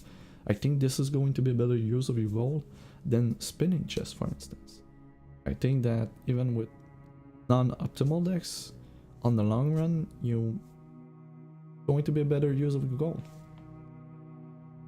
The question is it better to attack than to defend? And that's going to be a very hard question to answer unless we have a lot of experience with the system. So on the 4th attack, you break even just with the attacking, with the cut to owner, right? After 8 successful defense, it's 3,000 and you made 1,700. So if you put these, it's nearly 5,000. 8 successful defense, you made a lot of profit. And let's just see, 30 successful defense, right? It costs it cost 57,000 gold to attack. No, it cost 23,000 gold to attack at 30 wins. That's a lot. That is a lot. But you could win. You could be winning 66. I still think this is better than rolling on a legendary chest. I was saying, I'm really amateur programmer, and it is because Kimi, I love this stuff. Yeah, this is really super stuff. Nico has a different idea. What do you mean, different idea? What is this? I foresee most lucrative strategy will be lowest gold entry set up, reset after one player losses, passive gold income. Starting with the low stakes is the way to go. Yeah, of course low stakes is the way to go. Because if you put a high stake on it, then you're going to... If you put a high stake on it, people are not going to be attacking. And if you want to be profitable, you need people to attack. So this incentivizes people to have the lowest stake possible, even if they have a very strong defense. Because if you have a very strong defense, even after 4 wins, you made a decent amount of gold. And if you're close to your your screen, and you just wait until you have a a set amount of successful defense, then you withdraw and then you just post back, and it's a way to passively get gold, right? So of course using the smallest amount makes sense, but it might not be the most efficient way to do it, because it depends on what players are ready on average to pay for attack. And maybe the average player doesn't mind paying 3,000 to attack, right? Maybe the average player doesn't mind paying 4,000 gold to attack. And if that's the case, then you don't start at 1,000. You start at 6,000 ord or 10,000 ord, which requires nearly 4,000 gold to attack. But yeah, you're going to want to be the lowest one, right? A bit later after these hooligan kids go to bed. Having tier S keep decks at 100 ord resetting every time will suck for people looking for a low keep at low goal. Well, that's the thing, right? You never know what you're going to get into. The only thing that you'll know is the name of the player you're attacking. And if you attack a player once and you see that they have access to very strong defense, you're just not attacking that player again, right? So I get what you mean, but at the same time, that would be the same thing with a fixed attack fee. I mean, I don't see the problem here. And obviously the strategy is to start the lowest you can, that you start as high as you can, so that people will be attacking you, if that makes sense, right? Because you want people to attack you. So if you're too high, people will not be attacking you. So you want to start at the highest possible rate where people still keep attacking you, and you want, usually, let's say you want 4 people to attack you. Let's say the target is 4. So you want to start at a point where you know that in a reasonable amount of time 4 people will be attacking you and you'll be able to defeat them. So maybe that number is 1,000, but maybe that number is 2,000. Maybe you start at 3,000. And we can advertise our siege keeps as well. And this is going to be creating a weird thing where people are known or well known by the community are likelier to be attacked, if I guess we could phrase it like that. But at the same time, people will kind of know the kind of collection that they have. So, you know, attacking Nico Sharp, for instance, you kind of expect that the guy is going to have some, at least we know that, you know, Nico has access, or I have access to a very big collection. So, you know, maybe it will be a balancing act, right? If you're a non-player, maybe it will be very hard to entice people to attack you, and that creates a cool interaction, right? So if you want to be successfully defending your keep, you want people to attack, and if you want people to attack, you need to convince them to attack, either by setting a enticing stake or hoard, or by advertising it, and maybe I don't know, saying that you're going to give additional reward to people beating your keep, or something along these lines. So this creates an interesting situation. One of the things that I'm hoping is that the games done within the new Siege game mode are going to be tracked by the API, so that someone create a similar site as we have with XPVP tools, but having stats tracking for the Siege mode, and more importantly, deck tracking. But this is a bit weird, because if we're tracking the defending deck, then someone just go into the tool and look what the deck was, and then they can adapt, right? So maybe you only want to track the decks and the games where the attacker was successful. So that keep is not online anymore, and the defender can put up the same decks, but they can change it, right? I think, but I really want them to make these games available in the replay tool, so that, let's say I want to pop the stream one night, and then I have my keep there running, and then someone attacks it, and then we can wait a couple minutes, and then we can go and look at the person that attacked it, and we can see the games. That would be super cool. That would be insane. Like I would do, you know, 8-hour streams. We could look at people attacking keeps and trying to analyze the meta and see what's going on. The problem with that is that if we're able to see what are the decks on an active keep with the replay feature, that's an issue, because I'm making more information public to people that want to attack, so they're likelier to get breached, and that's not a good thing. So I think I really would hope that we're going to be able to use a replay feature with that, but at the same time, I don't think we should be able to use the replay feature on active keep. We should be only be able to use a replay feature for games where the attacker won, was able to defeat the keep. Or maybe they add a very long timer, like a day, 1 day, or a couple hours. But I'm not even sure that a couple hours is enough, though. Because if the keep can stay up indefinitely, that means, you know, a couple hours is nothing. Even more so if you're during the night or something. So, I really want to watch the defense. It's going to be so entertaining. So entertaining. But yeah, we need recording. Like, this is player created content. The game needs ways for exposure. We need to be able to see these games. We absolutely need to be able to see these games. And if we're able to see these games, and if we're able to cover the matches, it will be a way for PvE deck builders to get exposure, to get visibility for their creativity and their strong deck building. And that's super cool. And on the other end, it is also going to be a testament to the attackers, right? And if we see that someone is very successful at attacking, then you're going to say, well, this guy knows what he's doing, and you're going to pay attention to the kind of decks that he's playing, and that's super cool.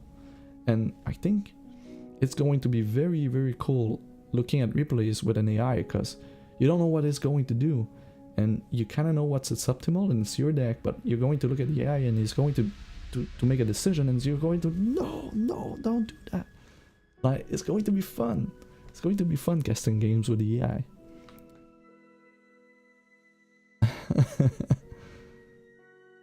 Any AI's ability to show the defending decks, that would be bad. Well, that's the thing. That's why I think we should be able to see only defending decks when the keep was defeated. As long as the keep is online, you're not able to see matches and decks. But when the keeps gets defeated, you see what was the deck that defeated the keep and what were the decks that were defending. Because this is pertinent information for anyone who wants to attack or defense. Like, what were the successful decks for attacking and what were the successful decks for defense. And even if you don't see all the games, if you know that, you know, the keep was defeated on the, say, 10th try, then you say that these decks were defeated by this deck, yes, but they were able to successfully defend 10 times. So if we have that data, we're going to be able to single out what are the best defensive, you know, what are the best defense deck, and we're going to be able to match, you know, what were the successful offensive decks against these configurations, or what is the card that wins the most, right?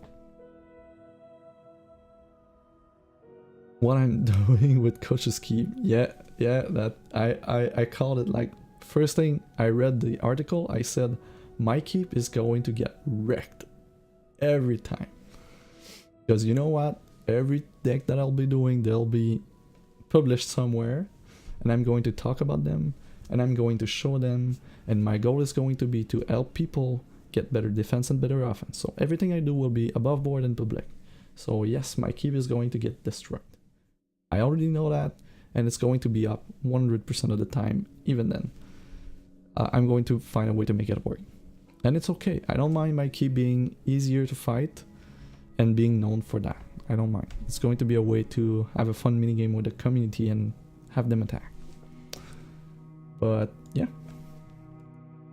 the one thing though, this brings another thing. Like, say I'm a content creator, and I have this nice interface to create decks for the AI to play, and to make it with an entry fee and all. It would be super cool if we would be able to create private keeps, maybe password protected, or just available to your friends list, something like that, so that you can limit who can attack. So let's say I'm a streamer and I want to create an event one night. I'd create a special keep, and I'd put a special price, like a very high price, but I don't want just anyone to attack. I just want my viewers, like as a way to challenge my viewers, or just, instead of just, you know, doing a giveaway, you just create a keep that only your viewers or subscribers are able to attack. That would be so great. It would be a new way to engage a community as content creators. That would be very, very cool. And you could have, let's say you have a team, right? And you want to do an internal contest within the team. Then you can just create a keep, and it will only be available to your teammates. And I don't think this would be an issue because of the 12%, 12%, you know, 12% part of the cost to attack that is removed from the game. So there's no way for you to profit by having your friend create a keep and then attacking it yourself. Like, even if you're giving yourself and your friend, you're pulling your goal together, in the end of the exercise, you're losing 12.5% every single time you attack. So you cannot profit from a system like that. Even if you're creating a closed system, right? But it would be so nice if we would be able to, like, if we're able to do private, I'll call this private keeps. This is going to be huge for the game. It's going to be huge for the community aspect of the game, and we're really entering MMO territory if we're able to do private keeps. It will help the streamers, it will help the content creator, it will help groups of players. Also, say you're a dedicated PvP group and no one is there to test against you. Well, you can use that. Create a private one, and then just, you know, have you create a PvP deck that you think is going to be good. Even if it's played by the AI, you could leave it there for the other players over, you know, from your team overnight to try and attack it, right? if it's the entry fee is super small, it's not really a problem. But my defense is all Shroomkin. If you attack me, you are a monster. One thing I can guarantee you, there is going to be one deck in my keep that's going to use Angel of Foresight every single time. That is the card that I love the most in the game, and it's going to be in my keeps a lot of time. Maybe not 100%. I surely not 100%. But a great majority of the time, there are going to be Sapphire and Angel of Foresight somewhere.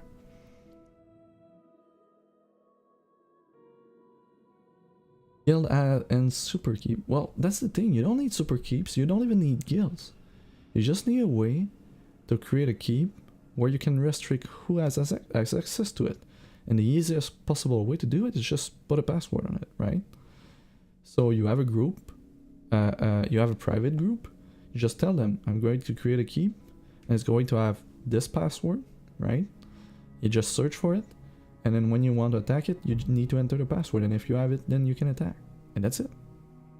That would be huge. I don't know if we would get that, or if it's already planned, but it would be at the top of the list of added feature that I would want for the Siege. Like, if there's one thing, after reading the announcement, that I would really want to see added to it, is a way to have private keeps. I'm calling this private keeps, but you understand what I mean. Like, a way to restrict who can attack yourself. Because even there's no way for you to game the system, right? You're always losing gold no matter what. If you're the one attacking your own keep, say you have 2 icons, because you're just losing a currency. So there's no way to game the system. It's a way that if you want to do, you put an absurdly large, you know, amount of currency in there for a small group of players for a special event, then you can, right?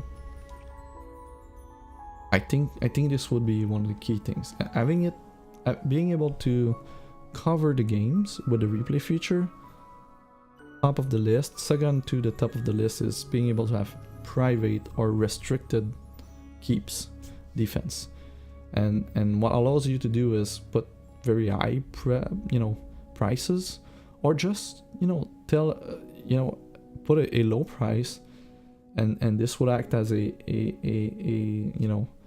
ticket fee for a giveaway, in a sense, and you just say, well, I give you 1 week. The first to defeat it is going to get XYZ thing that I'm going to give them, right? I'm assuming that when someone beats your keep, you're going to know who they were, at the very least. I would love to be able to see their deck when they're defeating my keep, and even more than that, I would love a link to a replay of all the games where the guy defeated my keep, so that I know what happened and I can adjust.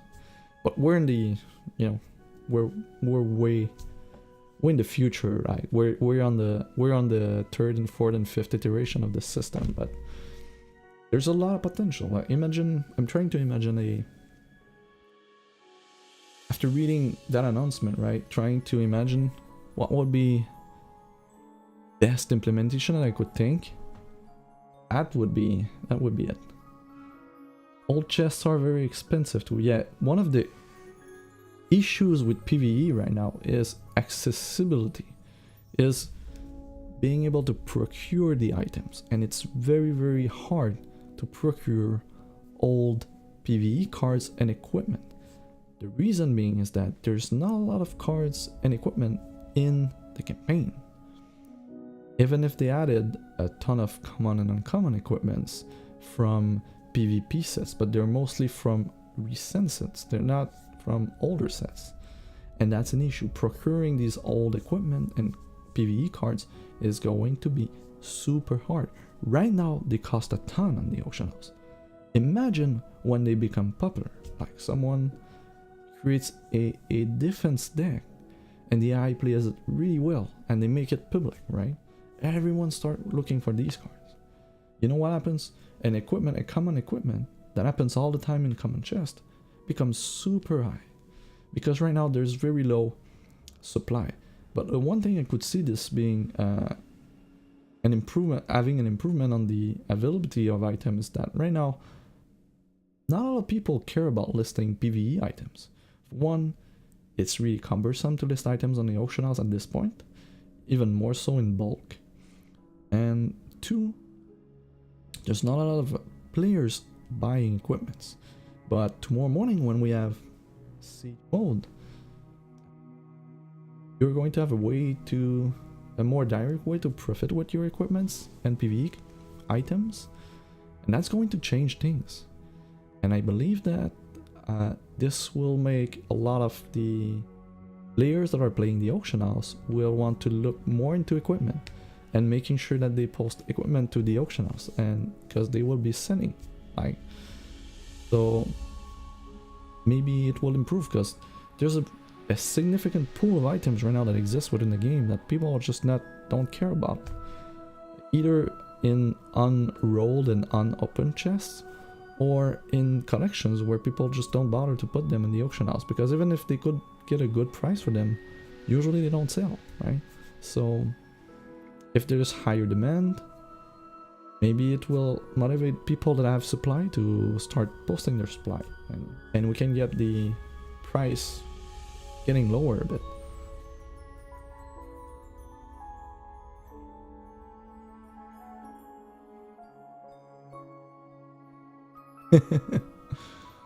That's true.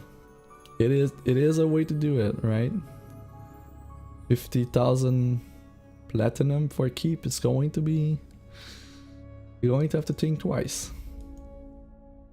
And maybe that's a, you know, someone will try his luck, and it's like playing the lottery at this point. What, not really, because skill is involved, and if you're doing that, likely you're making an educated guess. But yeah, I'm pretty sure someone will do something crazy. Like, I'm going to post a million gold hoard on a keep and see who wants to attack, right? Like, do you have 400,000 gold if you want to try it? What's the point of that though? It is highly profitable. Like, you put 1 million gold, the first person that attacks is going to have to pay 400,000, and 200,000 gold is going straight into your bank. And if they fail, you can retire your keep, and you get 37% of their 400,000 plus the 200,000 that you already have. This is a lot of profit. It's like 300,000 gold of profit, one attack. That's the most efficient profit you can have, time-wise. That's the same way as the people that play poker, right? There are small tables and there's big tables. The difference is just the buy-in and the bids, right? When they're higher, you gain more, but you lose more. But there's definitely a targeted audience for that have access to a lot of currency, and they don't want to bid, you know, 1,000 to gain 1,000 and 150. That doesn't make sense, right? They want to use their time to gain more.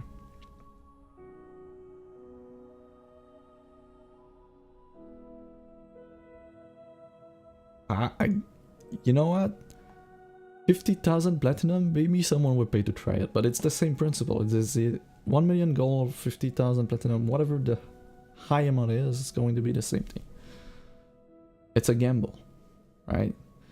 If you think your defense is good, then you're gambling that after the first try you just retire it and you made 40% of your investment, and then you put the same amount again, right? And if you do it a couple times, then you made 50,000 platinum in a very short amount of time.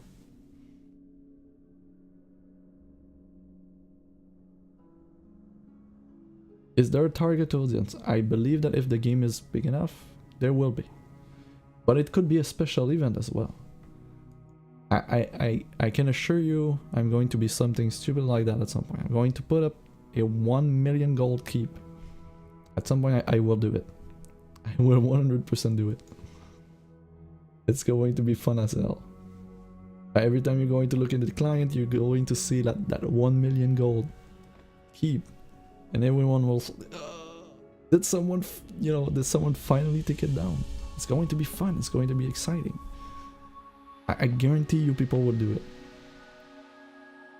But the key thing with that is that we need this to have visibility. Like we need to see them. We need to know when they're defeated.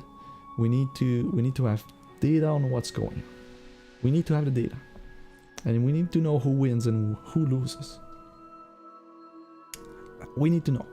Like, what makes this exciting is the narrative behind it. It's knowing what's going on. It's seeing the big pools. It's seeing the guys that are winning. Like, defense won 40 times in a row. Like, this is what we want to do. We want the story. We want to be amazed. We want to see the big numbers. This is what makes it exciting. This is what will make it a very good gameplay mode. And this is what will make PvE competitive. And when people get competitive, they spend resources. They spend their dollars. They invest into the game to be competitive. And this is super healthy with the game. And if they can make more profit related to PvE, they're going to invest more into PvE. And if they do that, we get more PvE. So if this is highly successful, it is going to be a very good sign for the other future PvE for X. Very, very cool. Did we have anything else I wanted to discuss tonight? I had a few concerns or comments that I posted here. Let me just review them, and I'm not sure I've addressed them all.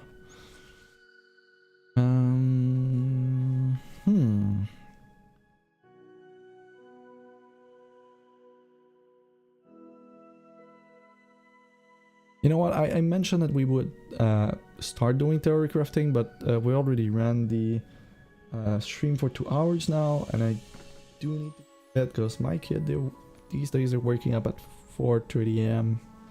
Don't ask me why, but yeah, I'm going to have to go to bed soon. So we're not going to do theory crafting, but you do expect that the Wardens of Etrat will be covering the hell out of this new gameplay mode with guides and decks and everything. We're going to hoard all the information available on the forum and everywhere, and we're going to put it on the Warden's website. So Wardens of Entrat's website is here. More so, you can find our Discord here, which is open to public. You don't need to commit to anything, you just join in and then you're good. You're going to have non-stop 24/7 discussion related to X. Our goal and our mission is to help everyone achieve their goals with an X. If you're a player, we're going to give you all the information you need to succeed. If you're a content creator, we're going to be there to help you create your content, support you, give you a hand, give you a hint. Or if you just need research, you just poke the Wardens and we're going to find people to help you do the research. And this is our goal. We're there to support all players playing X. Open to public, you join in. Very important. And there's going to be healthy discussion about Siege. You bet there will be. And as soon as we get more information, there will be guides, there will be things put on the website, and you can expect the coverage. Also, what we're putting in place starting this month of January, with the Wardens of Entrat Discord is that as long as you're in the Discord, you're gaining our currency, which is named Shards, Discord currency. And every time you post a message, you also gain currency. And what you do with that currency, and there's going to be a monthly giveaway within people participating in the Discord for, right now we're set it up to give away 2 full rock decks, and we're going to give 1 Kickstarter exclusive card or mercenary every month. So you just need to be in the Discord, you just participate, like entertaining the discussion in there, helping other players, being kind and respectful, and helping us making a better game out of X. And by doing so, you will be available for a nice giveaway. And every month we're going to do a special stream. There's going to be, giveaways for the viewer on Twitch, and there's going to be, of course, the bigger and the better prize are going to be for the ones participating in Discord, helping the Wardens of Etrat community being the VIP destination for X support and X help for all players. We are strongly leaning towards PvE, but there's a LT constructed discussion happening every single day in there, and there's people also tracking and helping. We've got tons of items there. So do not hesitate to join in and just read. Yeah? You don't need to participate. You can just join and you read, and that's it. And if you're there, you're going to have enough shards to participate in the monthly giveaways, at least for the rock decks. And if you're in the players, you just get in and you have a chance to get a fully playable constructed deck right there every month. We've got 2. And there's partnerships coming on, and obviously the news about Siege came out today. But I can assure you we're going to have things related to Siege going on every month, being events or giveaways, so keep an eye on, and joining early is going to just be better for you, so don't hesitate to come in. Totally Armless Fluffy Bunny Deck. Yeah, that's a good title, right? I don't know if the attacker will be able to see the deck's name, but that could be a cool way to send a message to the attacker. Yeah, 1 a month. Just keeping up with the chat. Come on, grade. Looks like we can. But I don't know. The screenshot shows the screen where the defender setup is defense. We don't have a screenshot where the attackers. We haven't seen what the attacker sees. At least I don't think so. There's only 2 screenshots, right? This is the defender setting up his defense, setting up the horde, picking up the decks, and there's a button there to do something and we don't know what it does. And then on the offense you see who and their cost to attack, but you don't see their decks. But maybe we do. My first noob siege. My gosh. Yeah, something like that. Lovely garden deck, don't walk on the plants. There's going to be tons of fun. I hope that the attacker sees the deck. Like, there's going to be some very cool names in there. I hope that we can see the deck names. That would be cool. It would even be cool to, you know, name our keep, like have a custom name on a keep. That could be nice, but just naming the decks, and even more so if the decks are revealed as you progress attacking the keep. Like, you see the first deck and there's a specific name, and the second deck, you go, huh, so you won.